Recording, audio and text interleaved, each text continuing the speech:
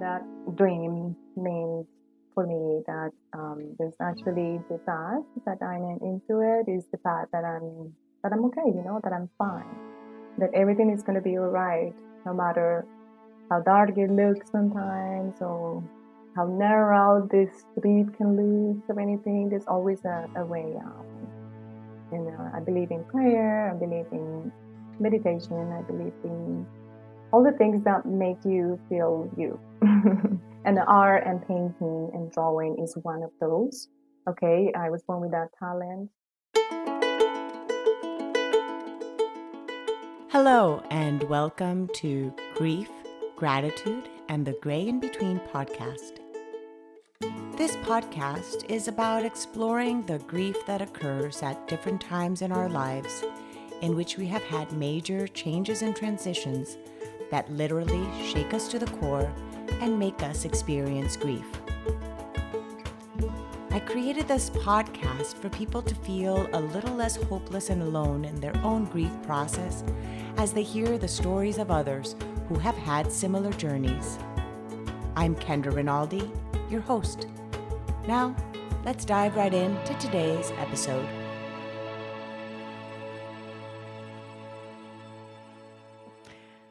So excited for you guys to be on today and to be listening in to the conversation I'll be having with my friend Didi Mogrobejo. Am I pronouncing that right? I always forget to ask people before I say their name if I'm pronouncing it correctly. Did I say that right? Yes, you Yeah. did, Kendra. Thank you. I think I have at least, I don't know how many episodes with me like starting that way. Like, wait, did I say it right? Like, so the audience is probably like, why hasn't she learned her lesson and just asked people how to pronounce their names before she starts recording? But it is what it is. So Didi and I are both from Colombia. So we actually have never met in person. My sister introduced us, and we've been chatting for over a year. And she shared her beautiful journey of grief with me. And I say beautiful because it is beautiful, even though it was hard. And I'm excited for y'all to listen to it. A little bit more about Didi. Didi is an artist. She's also an actor, a model. What other things, Didi, aside from a mother and grandmother? what other titles? What else would you like to say about yourself? Well, I mean, besides being a mother, of course, of a wonderful son, he's a young man, very, very charismatic and generous son. He, yeah, I just love to travel. I love to help families to get properly protected through income protection, which people will call life insurance. Mhm. And yeah, I have my licenses from Florida and California. And Besides then you're an being an artist, artist, yes. right? So Besides you're an being an artist, artist. The your passion is being an artist, and your day job is being helping people with life insurance and so forth and yeah, stuff. it's So connected with me because my purpose in life also is entertain, and be all of these. It allows me to be me. Yeah, yeah, exactly. It gives you that space. It gives you that financial freedom to be able to have the time and space to create your art as well. And it's also connecting with people and helping people, which is what you also do with your art, because your art is correct. a reflection of that. So we're going to then hop back a little, and now we know what you do now, and now we're going to hear a little bit about your journey. A little bit, no, the whole podcast is going to be about your journey. So a lot about your journey as to how it is you got to where you are now.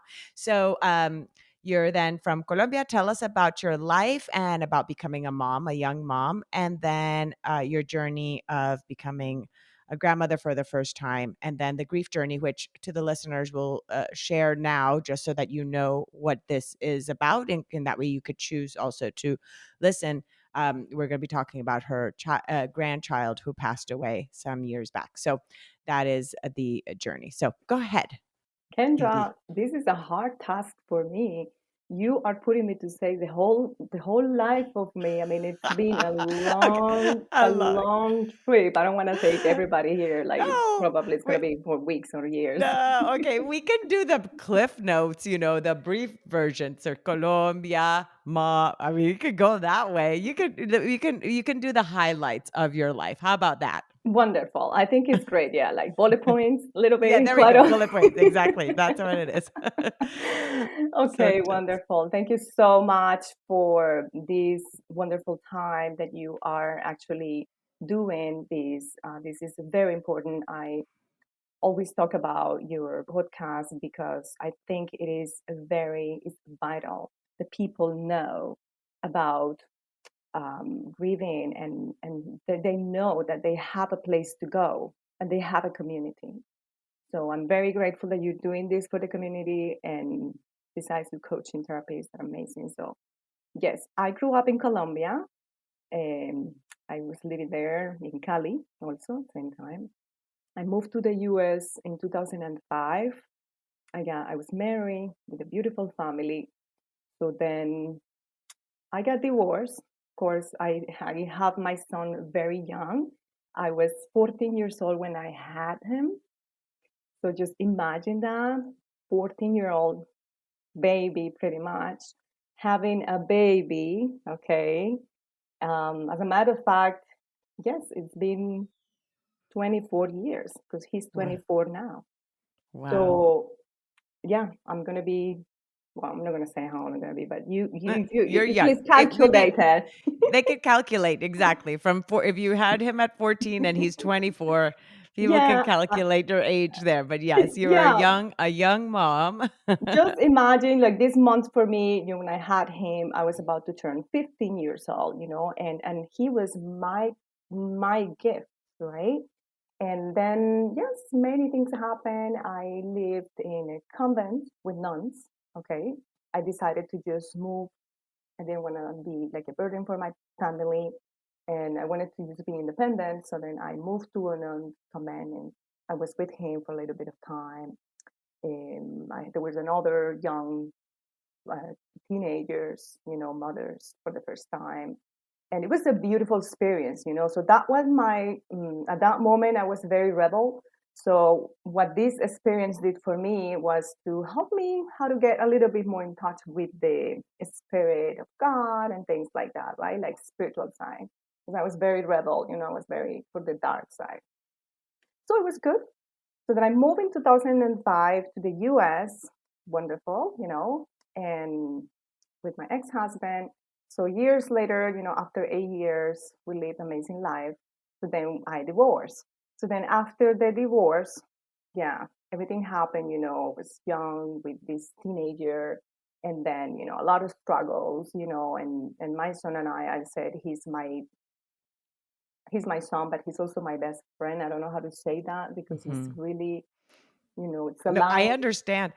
So, Didi, the difference you have in age with your son is the difference I have in age with my younger brother. So, and my younger brother and my sister, who is 10 years, are really close to me. So I can understand that dynamic for you. That even though he's your son, he's also your best friend because it is also the person that's been by your side in all this year, and especially since you were a single mom for a while before you got married to your first husband, right? So that's who you develop this connection. So I can relate. I can understand. I don't know. I can understand how that could happen. Yeah.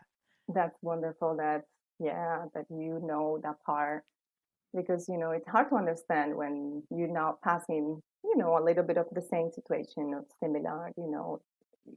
People would tend to judge, right? Like always thinking like all the elderly women, like they have kids at the normal time.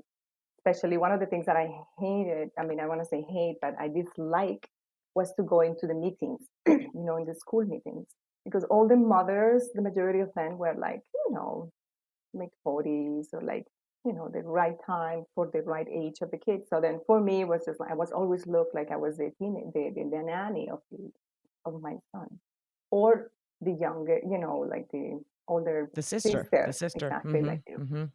So well, we had this connection, but um, at the age of 17, my son pretty much kind of run away with another girl, with his life right now with his wife, like the wife that he's right now with him.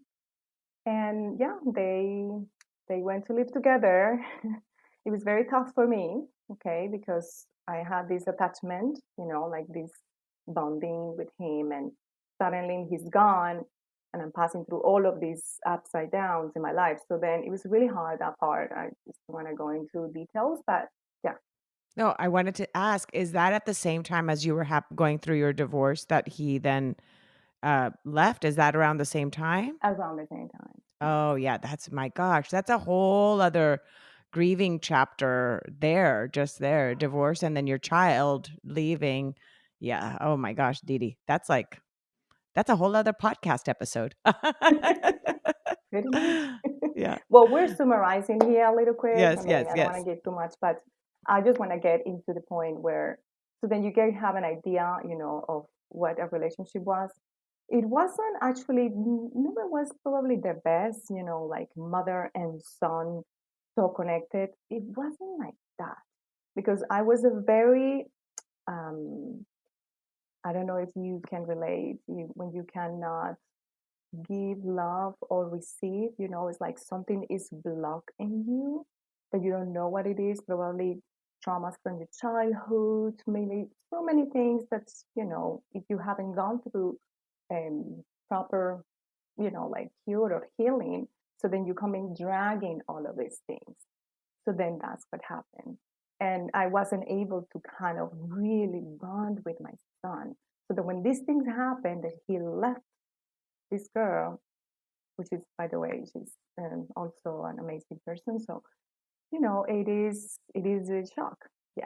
And then, yeah, so then they have this wonderful, amazing kid. I don't know if you want to ask something before No, that, no, or should no. I Go keep ahead. Let's going? yeah, let's go into it. Let's go into when because he moved out of state. So you were living in Florida at that time. He moved out of state. So when he had his child, he was out of state in that moment. So tell us then, how was that of you finding out first off that you were going to be a grandmother, and let's go from that point on. Thanks. Yes, it was very interesting. I was doing some live painting. That was December, and as if you had been in Miami or something like that, December is a month, a very special month because of the art basel. So I was having some invitations to paint live with other friends, artist friends that are very successful. And I was doing that when actually they called me, that the baby.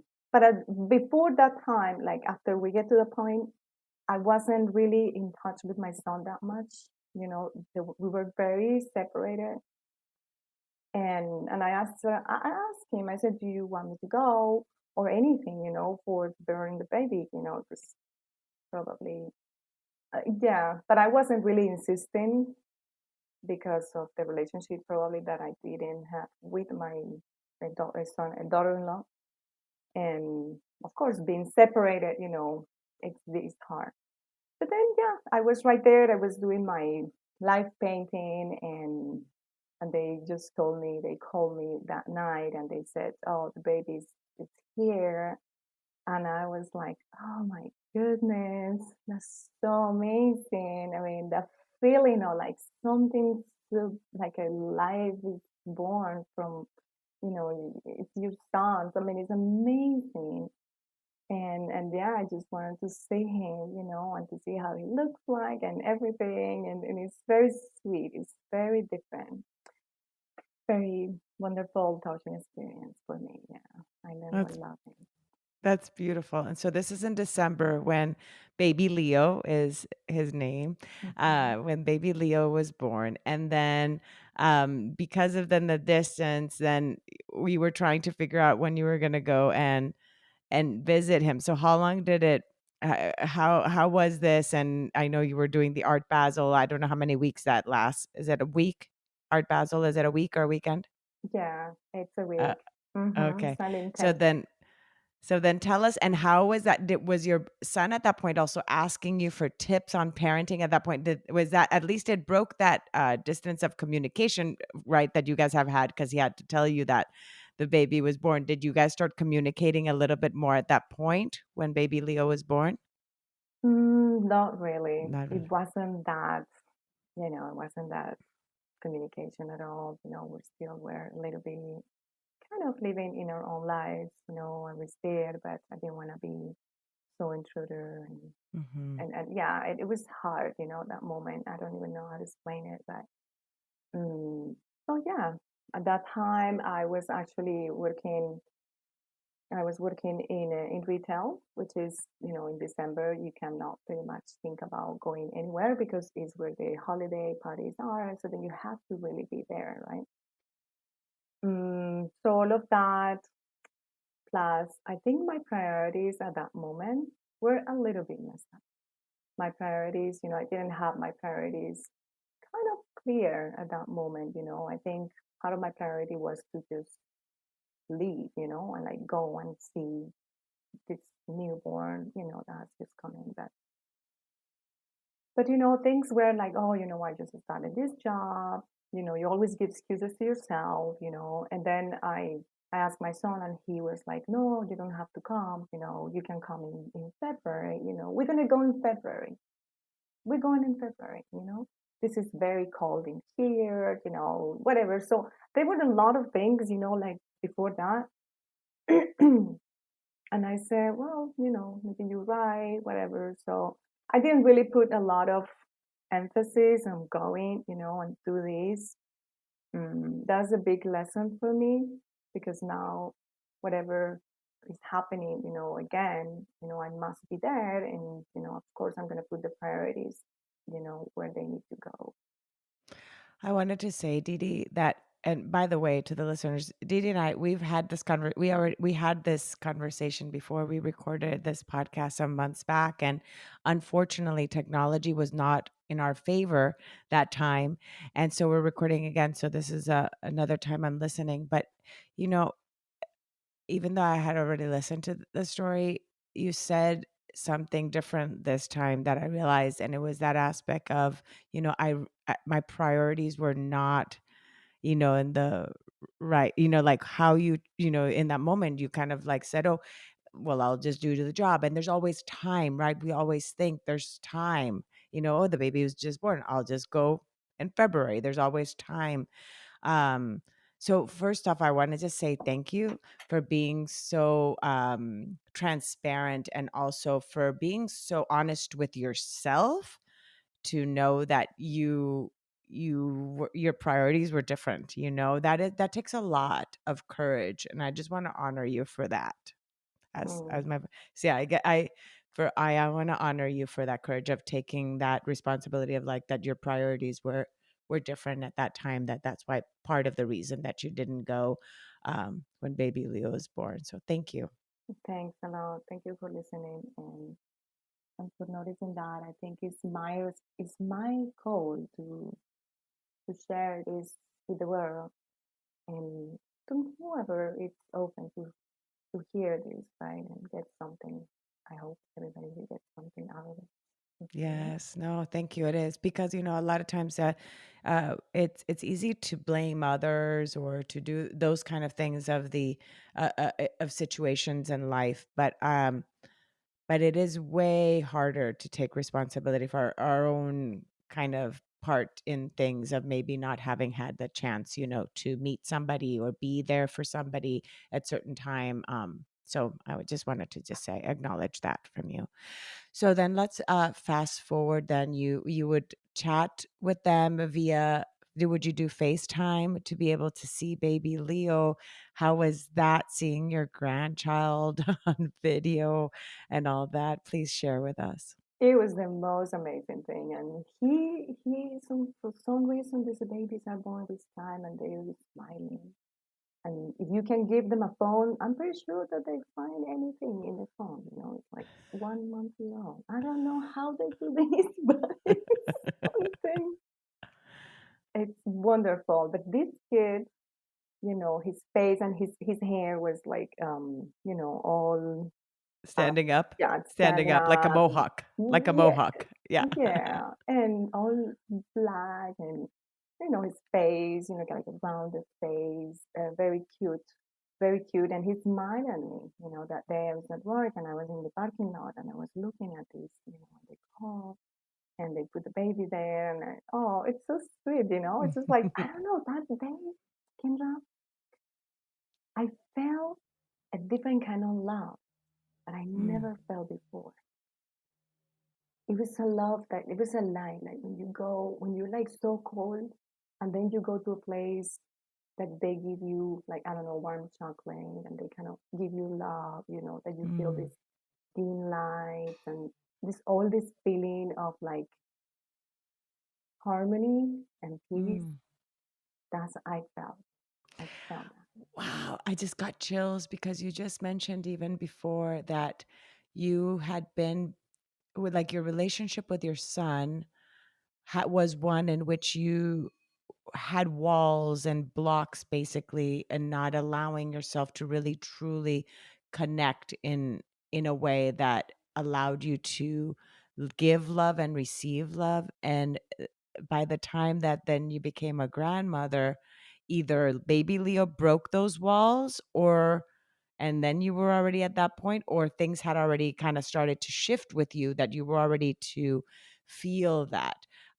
Which one was it? Was it like certain things had happened in your life that certain pieces of this wall had crumbled that they were ready then to be open to love your grandchild at that moment? Or was it baby Leo that cracked you open? Good question. Good question. Excellent question. Because as I'm thinking and I'm listening and I'm remembering, right, going back again, I think what this moment did for me, and this wonderful soul here that was here for such a short time did for me, was the capacity of forgiveness, and forgiveness to myself and forgiveness to others. That was the channel of that kind of the thing that was really, blocking me in other world. Yeah. That's beautiful. Thank you. Thank you for sharing that. Okay, so let's fast forward to when you received the news. What month was that? And um, share more about that, because then there's a lot of different pieces that we want to make sure the listeners hear about how that experience was also a catalyst also in your spiritual growth and in your art. So um, let's go down that side, that part of the story, please. Thank you. So yes, before that actually happened, I don't know why, I was kind of living, I was trying to know how to meditate. Okay. So during that time in December, okay, this all happened December 2014 to January 2015. Okay, you situated in time a little bit. So before the baby was born, I was learning how to meditate, but I wasn't able to quite get there yet. So then I was in the Spanish monastery in Miami, very beautiful place, actually. If you have time, please go there. It's amazing. An amazing yoga classes and things. The environment is great. So in one of these classes, the yogi teacher or the instructor, we were doing a deep meditation. Probably that was in the middle. The baby was already born, so that was probably in the mid December. And that day, she brought those wonderful people there. But that day was the day that I connected with the meditation, that I felt something. Okay. And she, at the end, when you finish with your exercise, with your stretchings and everything, so then there's a moment for you to kind of a rest, laying down on the mat. So, and then she put a beautiful song. It was the most beautiful song that I ever heard in my life. And it was, and I start crying. I don't know, or nothing. Like it touches my heart. I started of crying for not reason.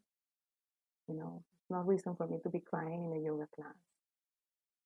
And after finalizing my the meditation section, so it really deeply touched my heart, Kendra, and I cried. I didn't know what happened. I asked her, "Can you please tell me what's the name of that song, please? That you play number three?"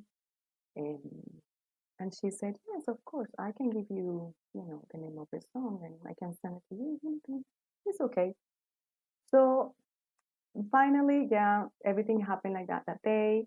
So the following month, okay, it was around January 20th, and I was in a fashion show. I was actually doing all the backstage in the fashion show in the mall, and I received a phone call. It was my ex-husband, and he said, "Well, take a seat, okay? Just sit down. I want to tell you something." So at that point, I had no idea what he was gonna say. Nothing, clueless, completely. So then he said, "Did you know what happened to have your son called you?" And I said, "No, no, he hasn't. I haven't talked to him for 2 days." He said, "Do you know what happened?" And I said, "No, what's going on?" So I was starting to get in, like worrying what's happening. He said, "Well, um, I don't know how to say this, but something happened to baby Leo." And I was like, "What happened to baby Leo?" And he said, he he passed, he passed. And I was in shock. And I was in shock. Saying, "What?" I don't know if I was breathing. I don't know what was, but I was in literally, I was in shock. So the only thing that I was able to do is like hang up the phone, talk to my manager, and booked my flight that day. I just couldn't do anything. I called one of my best friends, and I explained what had just happened. And I went immediately to, okay, I've been practicing the Baha'i faith, which is a beautiful faith, and it's teaching me a lot, and it is helping me in this journey, my spiritual journey. And the only thing that I was thinking, I didn't know what to do, where to go for solace. Where do you go for solace when something like that happens? Where? I don't have family in the United States, so it's just like, okay.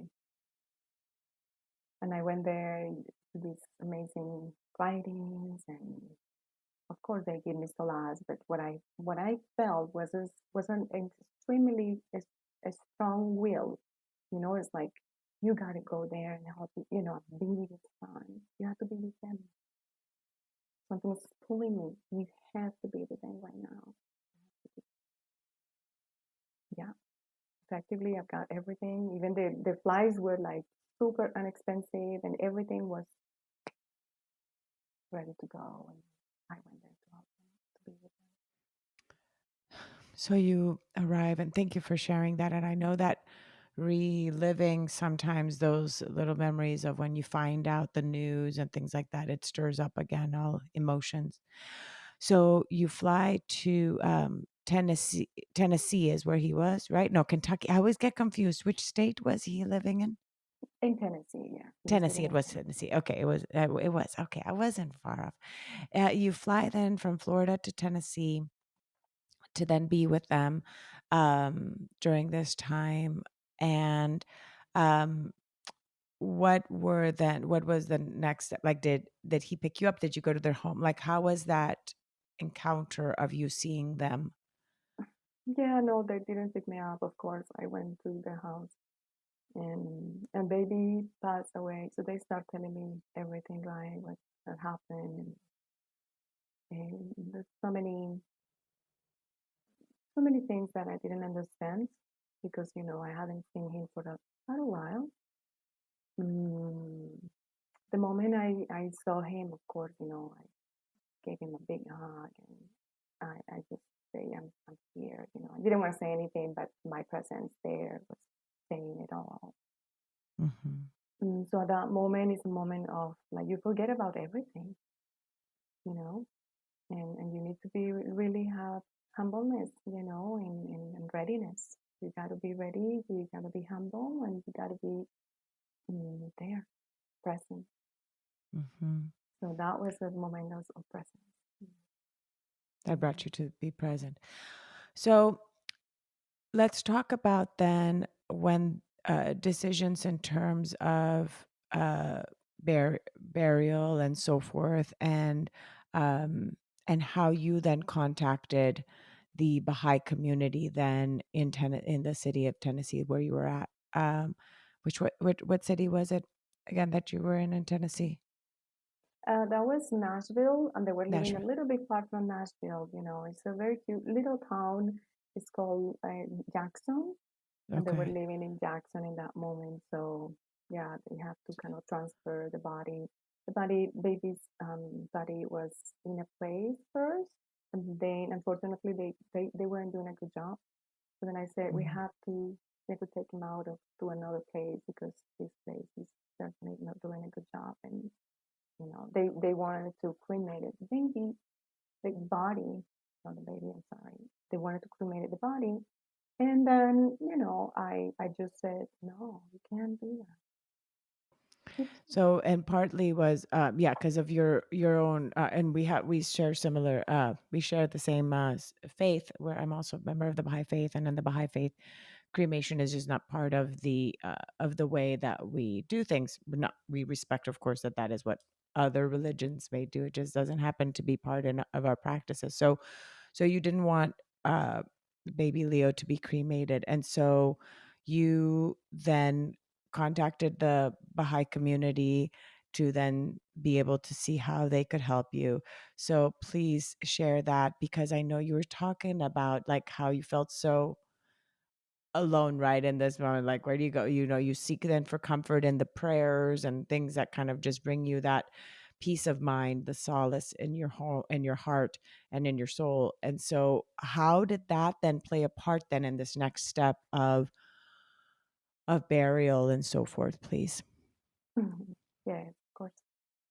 Yeah, I mean, I couldn't get better thoughts than calling, and telling the friends that I had at the moment, because I never thought that community, community life, and whatever you put into your community, that's what you get. If you don't put anything, how do you expect? I mean, you're not putting anything in order to, oh, I'm going to receive anything. You put it because, you feel like that's that makes you feel good, right? It has to make you feel good at the same time. It takes effort, sometimes you don't want to, but sometimes, things take effort, to build the trust. And I think that's what I have built. I built trust, and I built that community, people, that they knew us, and they knew who we were, and they were there ready for us to, yeah, they didn't hesitate, and immediately they start moving their contacts, so then I got amazing, I would call angels. They for me were angels in that moment. I had no idea what to expect or what to do because in my family, I think I never passed through any any of these moments, on my own. So um, one of the questions that I always had was how I really wanna I want to be able to connect more with the world beyond this life, like what's up there. I always in my art, I always kind of going that way, like in the invisible worlds, and I'm always having a lot of dreams and things like that. So I'm connecting very well with that. But this experience was not only painful but also very, very eye opener, and very, I don't know what else to call it. Maybe there's certain words that I probably haven't found yet. And yeah, the community just came and helped. They helped so much that I have no way how to even describe that. And yeah, they helping me with the whole process. So there was a beautiful moment that happened inside of when we had the body, and that was the first time that actually I was going to be able to hold the body, right? And the ladies were there helping me in this process, right? And something happened, Kendra. There was a message that was sent by this amazing soul, and I don't know if you believe or not, but now I truly believe that there's actually messages that come in with all of it. And so you were, and I do believe. So you're in the, are you taking some time as you're processing? Yes, don't worry. I'll fill in the space here as you take some time. I never know if you've paused because you want me to ask you a question or if it's that you're taking time. So take your time. Yeah, I I can did. Yeah. Mhm. yeah, okay. So you then were with is it two ladies that then helped you then in the process of the shrouding of the body. So in the Baha'i faith there's like ceremony that goes around the aspect. There's actually very few like rituals that there are in the Baha'i faith, but one of those is in the process of burial. And so then you were in this room with the two ladies and you're preparing baby Leo's body. And please share then, if you can share that message that then you felt you received from baby Leo. Yeah, suddenly I was there, and suddenly I saw, of course, and the place was amazing. They did such a wonderful job, and all the people there were like, seriously, I felt like I was in a heaven. So many people would Mm, say, "Oh my God, have you been in heaven?" Yeah, I think that place is heaven for me mhm. because the people there were so kind with every little detail, everything. I need to learn from them actually. And and then I was there alone, just alone in this beautiful small place with this body and me, right? And all of this. So then suddenly, one of the ladies who was helping me with the sprouting of the body, she brought she brought some dry petals from the Holy Land. Wow, with I mean with oil. It was a rose oil essence, and she brought also a CD with music. So and she put the music. She was the one who was taking care of all of that part. I was just looking and helping, whatever needs to be done and everything. So then, in a moment, they left, and I guess they put the song. But the moment I held the body, number three of the song played, and you don't want to know what song was that? Was the same song that I heard in the yoga class when I was doing meditation, and that song is called um, what is that? The It's secret garden. Love Land, yeah, Mr. Love Land from the Secret Garden. Wow. Wow. Yeah. It's like it's as if you had lit for in literature, like when you're reading a book or when you're watching a movie, there's things that are foreshadowing, that when things happen that then are foreshadowing something of the future, and you lived that in real life with having experience listening to that song during your yoga class, getting those tears rolling down your face of how moved you were without you knowing the why. And then a month later, that's the same song that somebody else played while you're holding your grandchild's body in your arms. That's just like, if people don't believe in signs, I don't know why they would, but I don't know how someone cannot believe in signs when you've lived things like that. So, Mhm. so beautiful. Yeah, and it was, and then it was the most amazing experience, like that, and of course, and after that, something else happened. You were gonna ask me something? So what are you gonna ask me? So then in that moment, yeah, it was that moment, and I said, "Wow!" I was speechless. I I I, I wasn't even thinking about anything. Speechless, just living that moment at that frequency. You know, it's a very high quick frequency, and yeah, suddenly I got this high thought. Something inside of my head.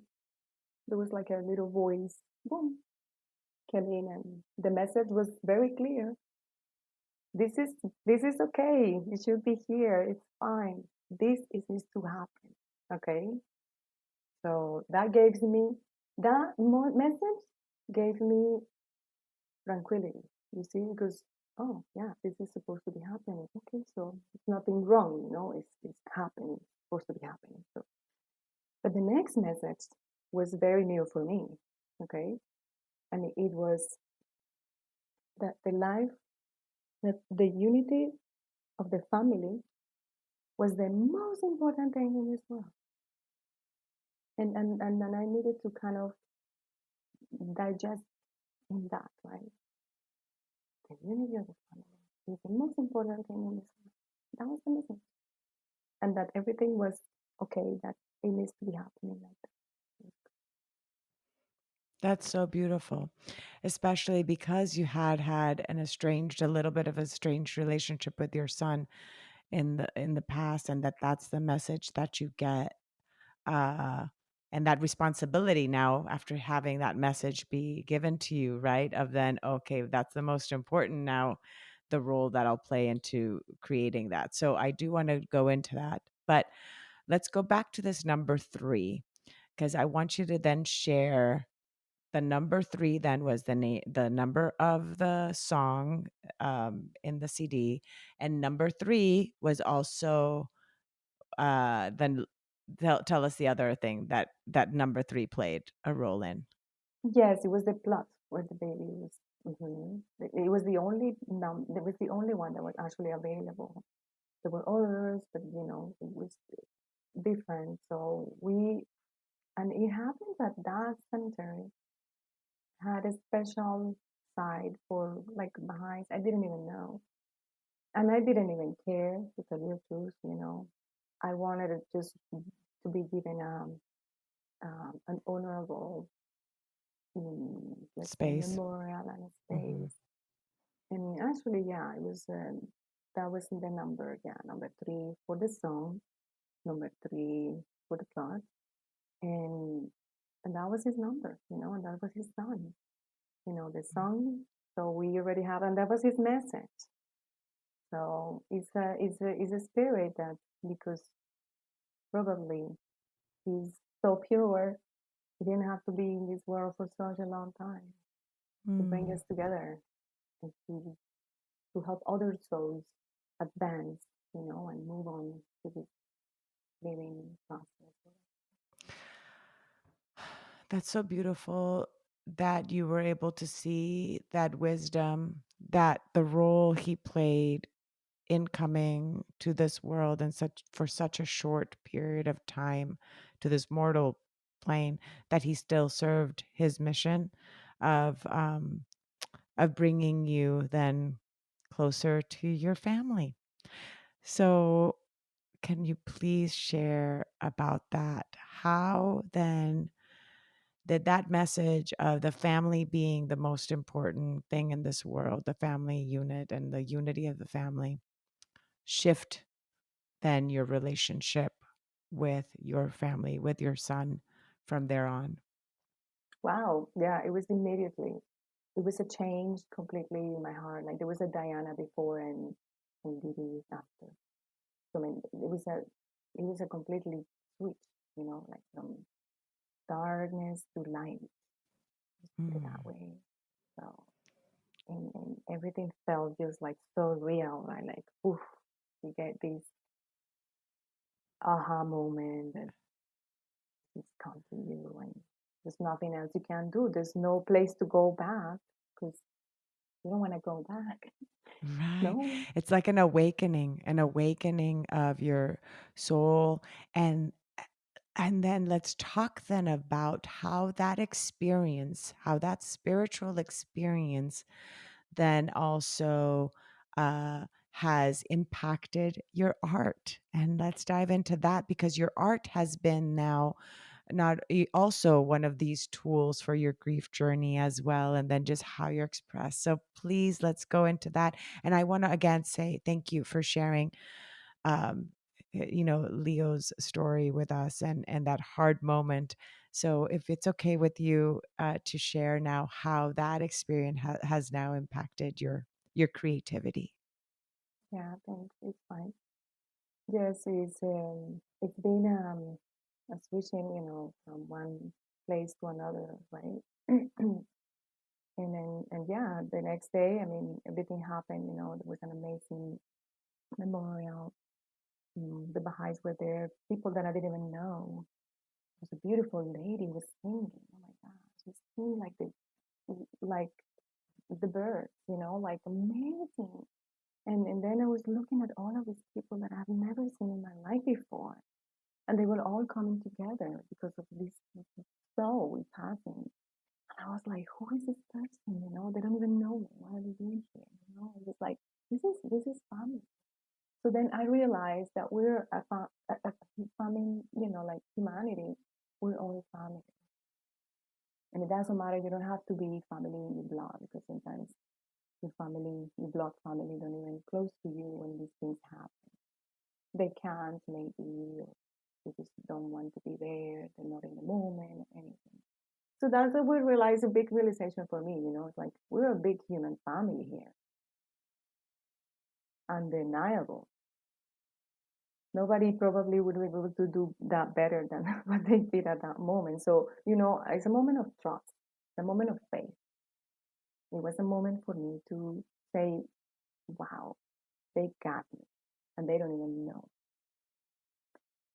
So, yeah, after that, again, I'm very grateful, and I'm always grateful for this moment that it needs to happen the way it happened. And we both, that's how we meet him, probably. That's why we're here together. It's always a reason for something. I went back to Miami.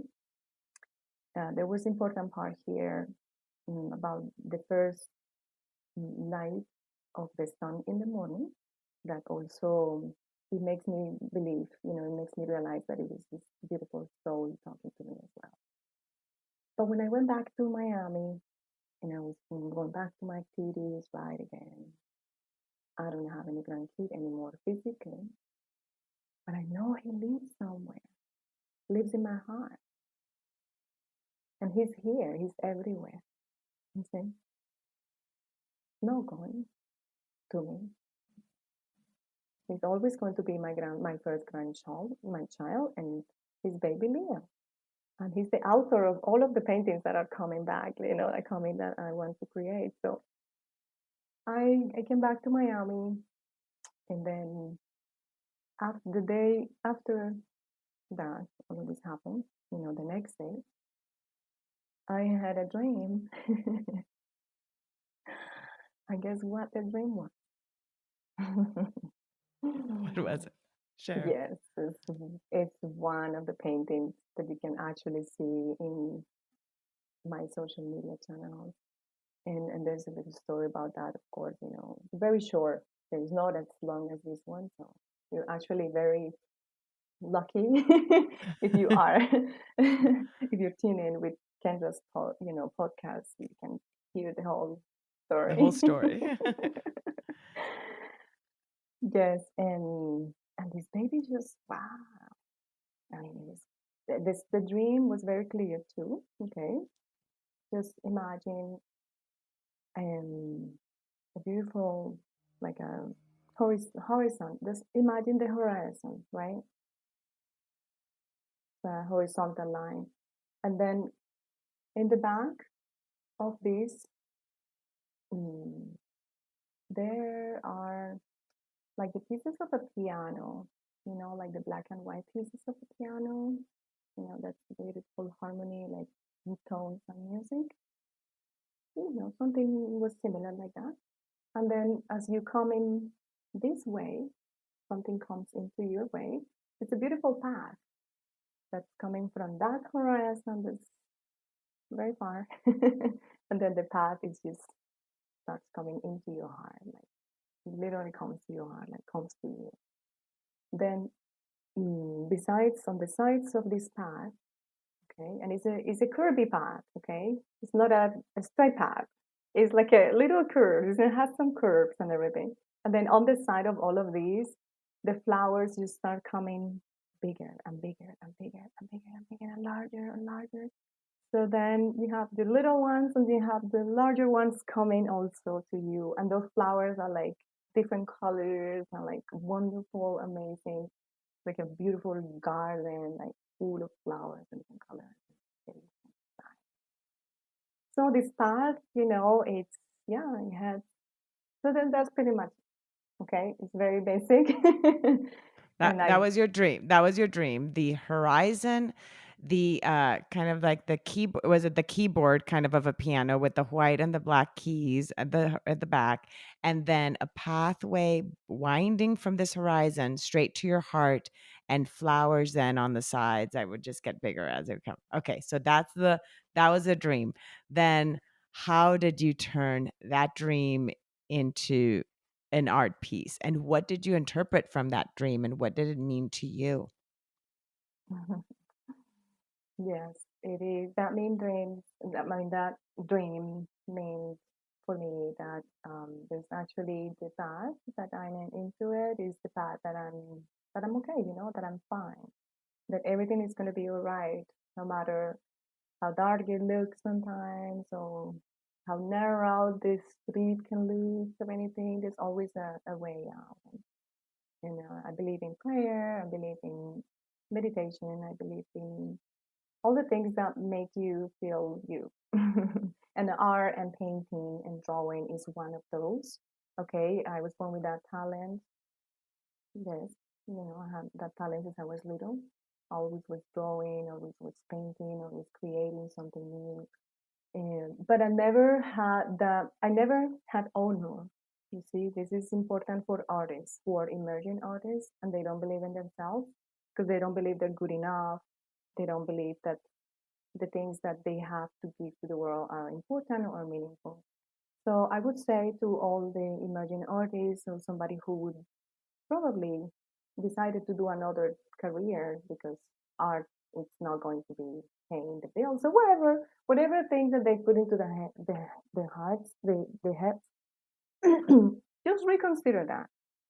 Going back to drawing, going back to painting, or whatever you like to do, that's one thing. That is amazing. Yeah, that you were able to have that clarity um, in that moment, and also that confidence, right? To keep on doing your art from that dream. It also gave you that kind of catalyst to continue doing it. Thank you. Thank you so much. And for sharing that for the emerging artists to really know that your story matters.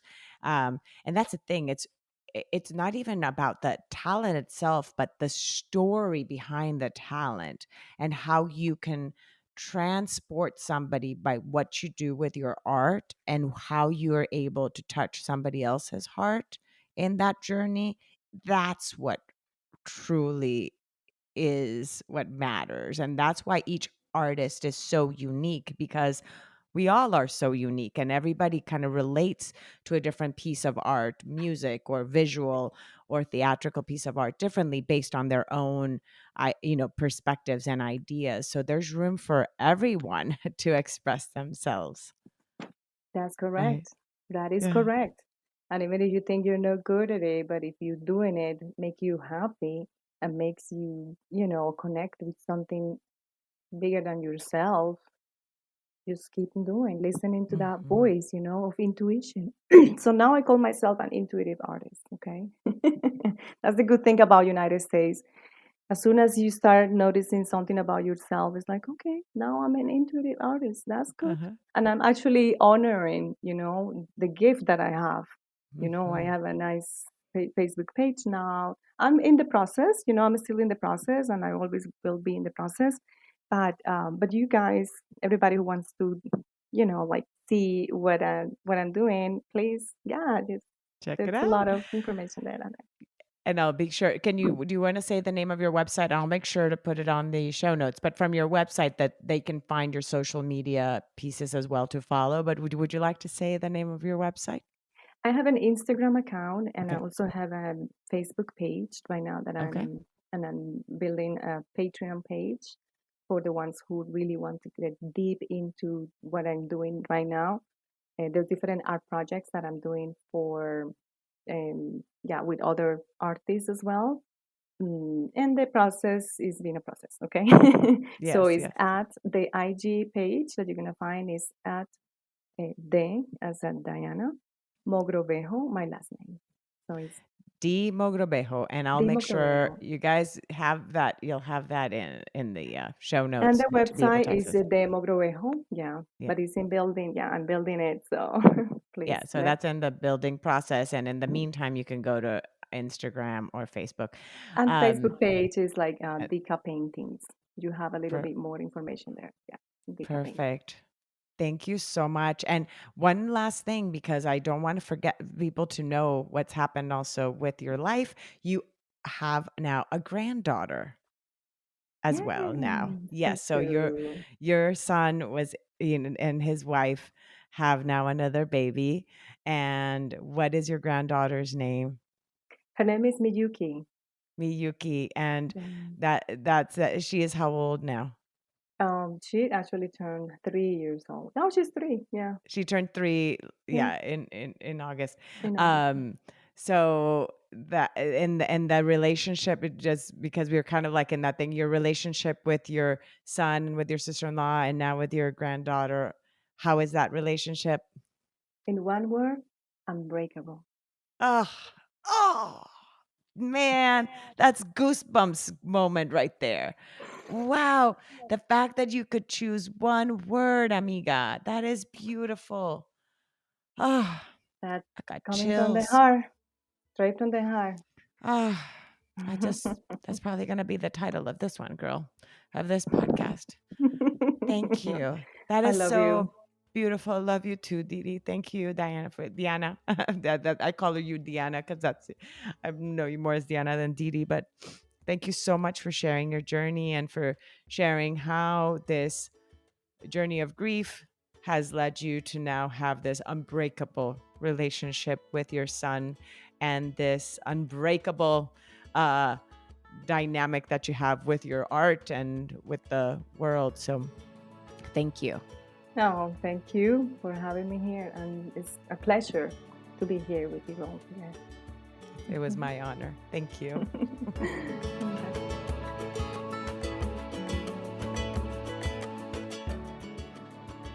Thank you again so much for choosing to listen today.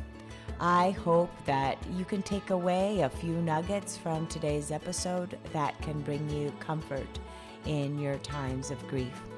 If so, it would mean so much to me if you would rate and comment on this episode.